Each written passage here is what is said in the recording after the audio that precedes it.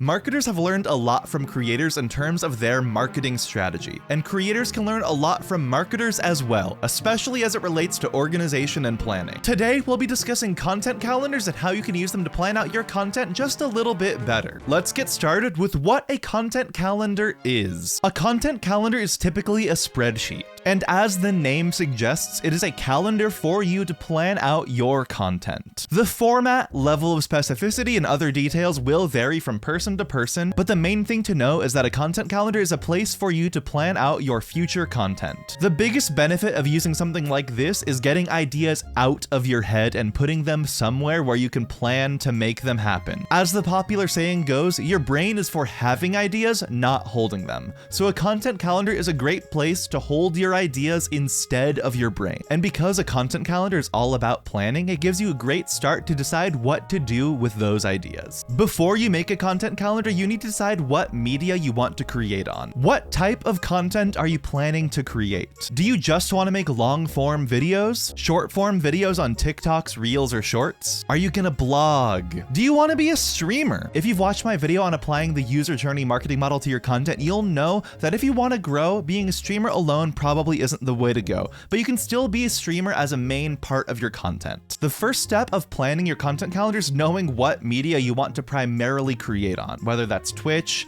TikTok, YouTube, Instagram, or even Facebook. This step really is determining your identity as a creator. That sounds like really high stakes, but it's not that deep. Just consider if you want to primarily be known as a streamer or a YouTuber or a TikToker. You can create on multiple platforms, but the point is you want to know what the primary platform you'll create on is, because that's the core of your strategy. In my case, I mainly post long form YouTube videos, but I also cut those videos down and post them on TikTok and YouTube Shorts. Occasionally, I stream on Twitch as well. In my case, the media I create are long form YouTube videos, short form videos on TikTok and Shorts, and occasional streams. Thus, I am primarily a YouTuber, though I create on multiple platforms. What platforms are you gonna make content on, and which is your primary focus? Once you figure out the core of your strategy, it's time to start making your calendar. It's overexposed and you can't see any details on it, but I have one right here. Making a content calendar can be tedious, so don't make one. Just use a template and then modify it. There's a lot of really great free templates you can download. This one from HubSpot is pretty nice. We used this exact template at my last job at AverMedia, but you'll need to sign up for HubSpot in order to download it, which is a drawback. So I'll just share the template that I use with you and put a download link in the description. Well, I'll link to a public Patreon post where you can download it for free. So in Google Drive, just hit File, make a copy, and you'll be able to add it to your drive. No problem. I'm out of focus again. Grr. And now we'll do a little peek behind the curtain and I'll show you my actual content calendar and how I use it. So first off, it's pretty dense in terms of information. There's January, February, and March all on one screen, so that's quarter one. And if you scroll down, it goes all the way through the end of the year, Q4, October, November, December. For each month, I have a little section where I can put notes or goals. Like my goal in January was to hit 4K, which I did. And I would like to hit 5K by the end of March, though that's a little unrealistic. But I'm pushing for it. There's a column for dates, the day of the week, which is really important to remember, and then 3 columns to put content or notes. The first column, or content 1, is almost always YouTube content for me. The second is typically streams or Patreon uploads. And then the third is a schedule for my TikToks and YouTube Shorts. And sometimes if I don't have something there, I will leave a note to myself. Like, oh, I should start ukulele practice. Or, oh, for a video where I'm talking about connecting with old friends, I should start contacting friends on this day. Or I'm going to Japan in a couple weeks, so right here, I put a note that I'm in Japan, so you might not get content when I'm there. Oops. But this is a very low friction way to just put down my ideas, put down my content, and just plan it out. As you can see in the March column, I have content that I haven't uploaded yet in bold. Obviously, I have not made my how to make a content calendar video yet because I'm recording it right now. So that's bold. But as you can see, other videos which I have uploaded, those are not bold. The bold is basically just a way to draw my attention to see what I have to still make. To summarize, I have a spot for literally every day of the year, and I have 3 columns to put content or note plans on it. If I have a content idea and I think it's good enough to make, I will put it on the calendar. And then I will use the calendar calendar as a reference for my project and task management in Notion, but we're not going to go over that today. That would be too much information for this video. Once again, I'll link to a download for this template, so just check that out in the description if you want to have a calendar for yourself. Once you know what type of content you're going to make and have a calendar ready to start planning content on, know your limits. Consider how much time you have any given week to work on creativity and figure out your posting frequency or cadence within that realistic workload. If you have a full-time job or other major responsibilities, you'll probably have less time to make content. In my life, my current professional responsibilities are as follows: writing as a freelancer for MakeUseOf.com, building a freelance social media and video business in my local area and doing client work, hunting for a full-time job, and creating content on my YouTube channel like this. If I were to completely, fully optimize my schedule, I could probably upload 3 or 4 long-form videos per week and a short or TikTok every single day, on top of all the other stuff that I'm doing. But no matter how optimized you set up your life to be, life is not an optimized thing and things come up. Thus, you should not plan that you'll always be at 100% efficiency every single day. Plan for like 70 or 80% efficiency so you have wiggle room for when things inevitably come up in your life. So if we're going by 70% of like 3 to 5 long-form videos and daily TikToks for my workload, that would look like 2 to 3 long-form videos and daily TikToks, or maybe 4 to 5 long-form videos and no TikToks, or even maybe 3 to 4 unscripted lower effort vlogs and still daily TikToks. So my current upload cadence is 2 scripted videos per week and daily TikToks. Though I'm currently falling behind as of writing this because the last couple weeks have been a little weird for me. But this upload cadence that I've set for myself gives me plenty of time to do my freelance work and pursue a full-time job and have wiggle room for when life gets weird. I do often have extra time, and that's where I fit in like streams or extra videos. But the point is, even if your 100% efficiency can produce a certain quota of content, you're not gonna be 100% every single day, so don't hold yourself to the unrealistic standard and set yourself up for disappointment. It's better to optimize yourself for sustainability and set your planned workload to be 70 or 80% efficiency. If you have extra time and energy, sure, go ahead, overachieve and make more content sometimes, but don't make that your norm. And you also probably won't have a perfect cadence right away, but with trial and error, you'll figure out what works for you in a sustainable way. So to illustrate how I plan this out in my calendar, I'll just preset a bold word video every Saturday and Wednesday and just go from there, and that'll be when I plan to make videos. I don't need to have the idea ready to know that those are the days that I plan to upload. And then I'm a lot less strict about planning out streams or shorts or Patreon posts. Circling back to the first point, I decided that I mainly wanted to be a YouTuber, so that's what I prioritize on my content calendar.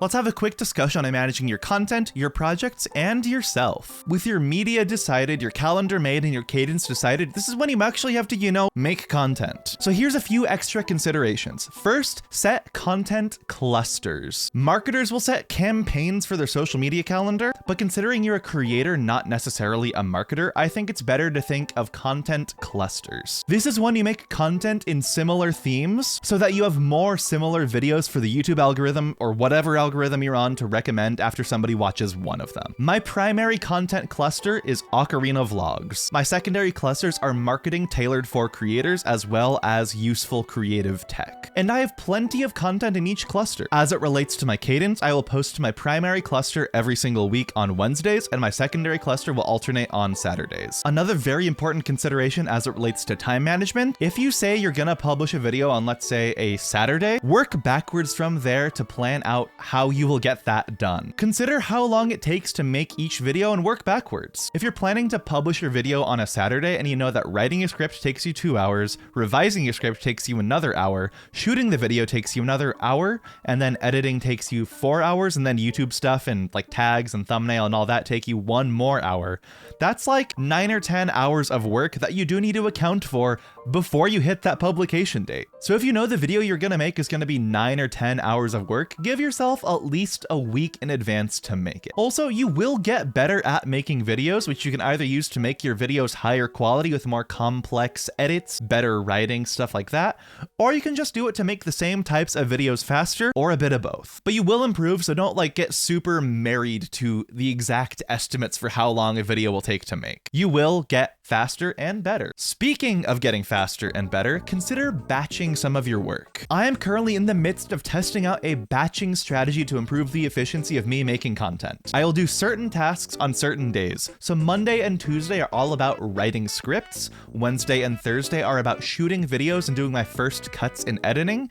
And then Friday and Saturday, I do more complex editing and upload. And then any days I have extra time, I work on editing TikToks. In general, humans are more efficient the less they switch tasks. Therefore, batching the same types of tasks on the same days can make you a lot more efficient in your creative workflows or any workflow. The only drawback is that it might take you more days to produce videos, even if it takes you fewer hours. And that's because you might only do certain tasks on certain days in order to maximize your productivity. God, I hate that I just said that sentence. Because that brings me to the final point. It's fine to reschedule and fall behind. Don't be hard on yourself. Even when you work at like 70% capacity and you have plenty of slack and you're at a very sustainable workload, sometimes life goes full force 200% and you have absolutely no time or energy to work on your YouTube content or whatever platform you're on. It's okay to miss uploads. It's okay to cancel streams. Obviously, try to be consistent and try not to make a habit out of canceling your work, but life can get in the way sometimes, and it's important to forgive yourself when things don't go according to your plan. It already stings enough when you realize you don't have enough time or energy to do a particular thing. So why beat yourself up on top of that? In my own life, I often get into like a super amazing, productive, creative groove for like 3 or 4 weeks. I'll develop like a huge backlog of content. I'll be 2 or 3 weeks ahead and I'll feel great. But then between feeling like a little complacent because I'm like, oh, I'm ahead on content, I can take today off, and then curveballs from life on top of that, that groove rarely lasts, and I'll often fall behind within a couple weeks of really getting into that groove. And then from that point, I will start judging myself for not living up to my standards for uploading. I'll feel bad about it, and then I'll fall even farther behind. This is all to illustrate that judging yourself and beating yourself up for falling behind and not doing the things that you're planning to do doesn't help at all. Obviously, I still need to work on this in myself, but when you fall behind, when you don't do the thing, it already feels bad. Don't beat yourself up about it. Just recognize, oh, I'm behind. Oh well, then take one step to get back on the saddle and get back to work. Or accept that you might need a little break, or some ideas might need a little bit more time to develop before you're ready to create them. I have so many projects on my content calendar that have been there for months and I keep pushing back, and that's okay. Some projects do take more time to develop, and sometimes you do need to take care of yourself before you take care of your content. Yes, it is important to build systems, be diligent, and be disciplined in that you do work even when you don't necessarily feel like doing it, but don't go overboard. You are a human, not a machine. Do your best to be sustainable, take breaks when you need it, and recognize that tools and systems like content calendars, project management, task management, stuff like that, these are imperfect machine-like models that, yes, they do help us be more disciplined, organized, and consistent, but life is inconsistent. You're not a machine, and don't treat yourself like one. That got deep.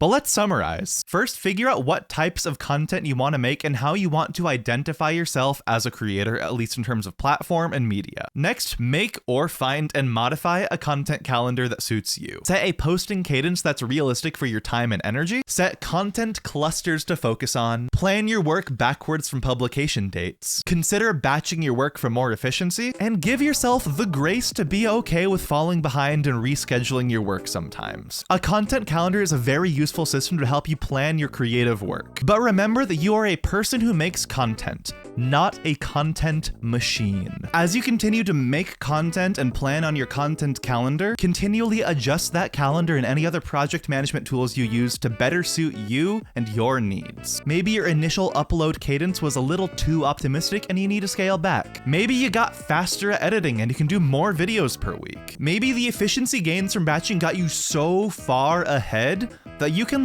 rest, take less time. Be disciplined, be diligent, be consistent, but also be flexible, and most importantly, be human. A calendar will help you organize your content ideas, but it's ultimately you making content. Be organized, but be kind to yourself. That is a basic overview on content calendars. Let me know what you're struggling with your creative journey in the comments, and I will do my best to help you. As for more content on content strategy, watch my video about using the marketing user journey model as a creator. Otherwise, leave a like, subscribe for more, watch that video next, and I'll see you next time. Happy creating!